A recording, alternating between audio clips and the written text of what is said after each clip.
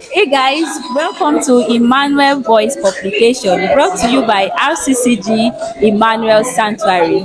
So we have two topics to be presenting to you. Number one topic is why do Christian brothers avoid commitment? And the second topic we have breaking the rules so my daughter won't have to. So join us as we embark on this journey. Thank you. I don't know if you are aware, in African society, women are usually advised not to be too ambitious so that they will be able to succumb for the men. Men are always told that they are the ones who should dream bigger. What effect do you think this notion has on the women? Okay, currently some women are following the rules, and I don't think that's okay. Even the Bible supports women being visible enough, just like the men.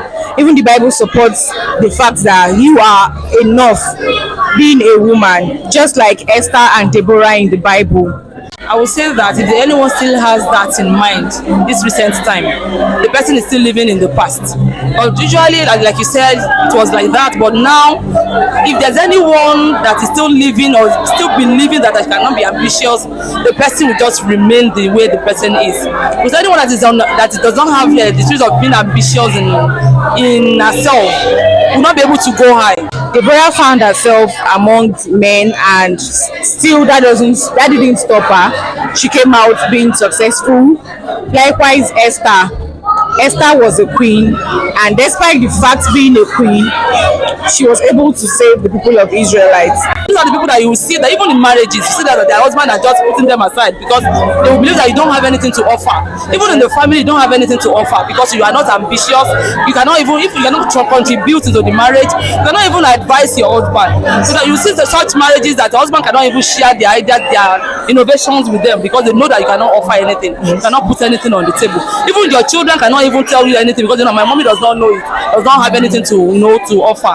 So anyone that is still living in that line of thought is living in the past. And it has a great effect.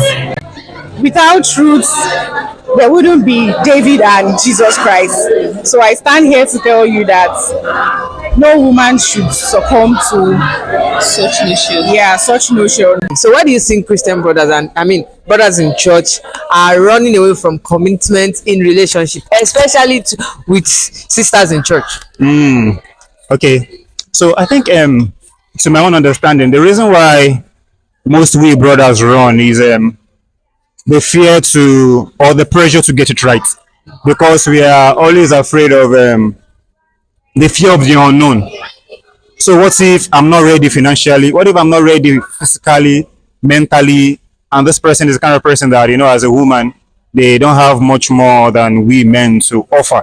Some of them might not be financially ready for commitment yet because, the country is not really smiling. We're always afraid of what if people probably say when we are not together anymore, what if I'm not ready financially? I feel like they are taking their time to listen to what God have to say about it and also plan their financial life to aspects before they can embark on the journey. Now, what do you think a man should get right before start thinking, okay, at least now I know that I'm able to commit? So what are the things that I think, necessary to get right? Okay, thank you. So as a guy or as a brother, I think the thing you need to put into consideration is, number one, you need to be ready spiritual wise, physically and mentally, and financially. Because if you have those things checked or ticked, I think you're ready, you're good to go. You don't have to be afraid of whatever that may comes around. And any other thing that comes around are challenges and something that might or should probably happen in a relationship. Now, can you stay with a man that is not financially stable?